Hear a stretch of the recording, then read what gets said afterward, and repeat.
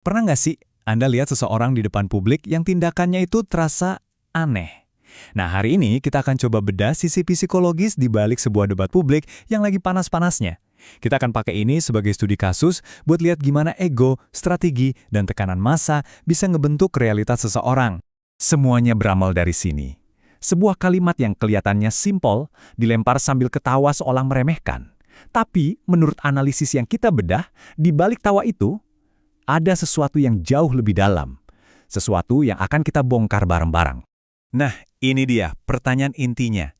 Apakah tawa itu beneran nunjukin kepercayaan diri seorang pakar, atau jangan-jangan itu justru perisai terakhir dari seseorang yang lagi terpojok? Yuk, kita mulai investigasi psikologisnya. Oke, pertama-tama kita perlu pahami dulu panggungnya, tempat di mana semua drama ini terjadi. Sebuah panggung debat di televisi yang jadi tontonan satu negara. Konteksnya sebetulnya sederhana, perdebatan sengit soal keaslian ijazah presiden. Tapi ini lebih dari sekedar adu argumen biasa loh. Menurut sumber yang kita analisis, ini udah jadi semacam pertunjukan psikologis, di mana reputasi dan masa depan dipertaruhkan di depan jutaan pasang mata. Nah, sekarang kita masuk ke inti analisisnya. Kita akan coba bedah perilaku-perilaku yang kelihatan di layar kaca, tapi pakai kacamata psikologi. Biar kita paham, apa sih yang sebenarnya terjadi di dalam pikiran? Konsep psikologis pertama yang diangkat sumber kita adalah formasi reaksi. Ini mekanisme pertahanan diri yang menarik banget loh. Jadi, ketika pikiran kita nggak bisa nerima sebuah perasaan, misalnya rasa takut, dia justru nunjukin kebalikannya. Merasa takut, tapi malah kelihatan sok berani. Merasa cemas, malah ketawa-ketawa. Dan disinilah teori tadi jadi relevan banget. Analisis sumber kami berpendapat kalau tawa Roy Suryo itu bukan tawa kemenangan, itu adalah nervous laughter, tawa gugup. Ini adalah ekspresi dari konflik batin yang hebat antara narasi yang udah dia bangun dengan realitas yang nggak bisa dibantah lagi di depannya.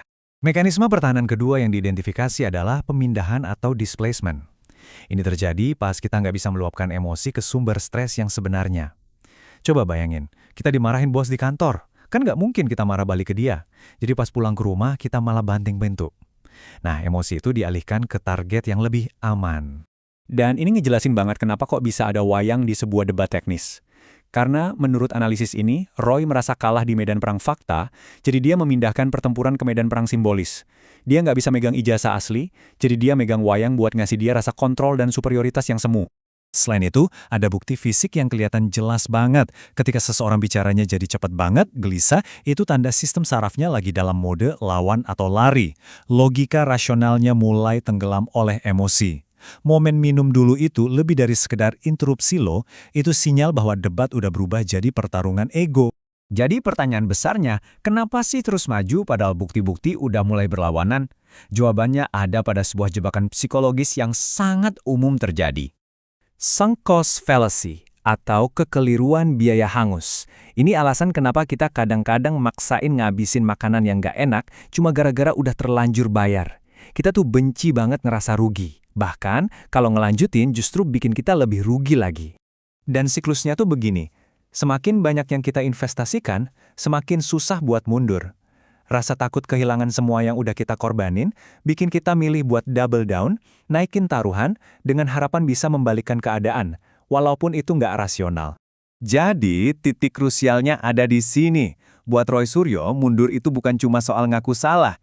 Itu artinya ngaku kalau reputasi, waktu, dan risiko hukum yang udah dia ambil, semuanya sia-sia.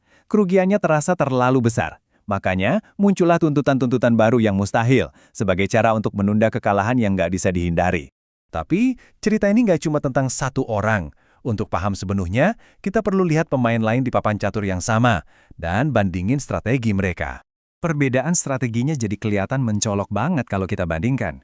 Di satu sisi, ada Roy Suryo dengan pendekatan bakar jembatan, mempertaruhkan segalanya pada satu narasi. Di sisi lain, ada sekutunya, Egy Sujana, yang menurut analisis ini memainkan permainan yang jauh lebih cerdas, dengan selalu nyiapin skoci penyelamat. Intinya begini, Egy sebagai politisi kawakan, dia paham pentingnya jalan keluar. Dia mulai menggeser narasi, nyiapin pendaratan yang aman. Sementara Roy, dengan mengunci dirinya di posisi 100% benar, udah ngebuang semua opsi jalan keluarnya sendiri. Sekarang, ayo kita perbesar lagi gambarannya. Gimana sih psikologi satu individu ini bisa dimanfaatin oleh kekuatan politik yang lebih besar? Ini adalah konsep yang relevan banget di era media sosial, audience capture. Ketika sorak-sorai dari para pendukung jadi satu-satunya yang Anda dengar, Anda mulai melayani mereka, bukan lagi mencari kebenaran. Anda terperangkap oleh tepuk tangan mereka sendiri. Setiap komentar dukungan, setiap sorakan bongkar terus, itu berfungsi sebagai validasi. Nah, menurut sumber ini, hal itu jadi racun manis yang membutakan Roy dari realitas. Bikin dia merasa seperti pahlawan yang didukung banyak orang, padahal dia lagi berjalan sendirian menuju tepi jurang. Dalam benaknya, di dalam ruang gema yang dia tinggali, dia mungkin merasa seperti panglima perang, raja yang memegang kendali penuh atas pertempuran ini. Tapi kesimpulan pahit dari analisis ini adalah, dia cuma sebuah bidak, aset yang murah bagi kekuatan politik di belakangnya. Kalau dia menang, mereka untung. Kalau dia kalah dan hancur, mereka juga bisa untung dengan menciptakan narasi kriminalisasi. Dialah yang maju ke garis depan, sementara para raja tetap aman di belakang.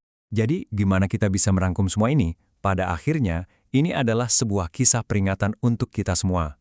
Metafora terakhir dari sumber ini benar-benar kuat dan menyedihkan. Roy mungkin mengira dia adalah Semar yang bijaksana, tapi dia berakhir seperti Petruk, tokoh yang kebingungan, terperangkap dalam cerita yang dia ciptakan sendiri, tanpa tahu gimana cara untuk mengakhirinya. Inilah pelajaran yang bisa kita ambil. Ini bukan cuma soal politik atau hukum, tapi tentang psikologi manusia, tentang bagaimana keinginan untuk benar bisa jadi lebih kuat daripada kebenaran itu sendiri, dan bagaimana validasi dari luar bisa jadi penjara yang paling berbahaya. Dan kita akhiri dengan pertanyaan ini untuk Anda renungkan. Dalam drama-drama publik seperti ini, apakah para aktor di atas panggung itu benar-benar memegang kendali, atau mereka hanya mengucapkan dialog yang udah ditulis oleh orang lain di belakang layar? Terima kasih sudah menyimak.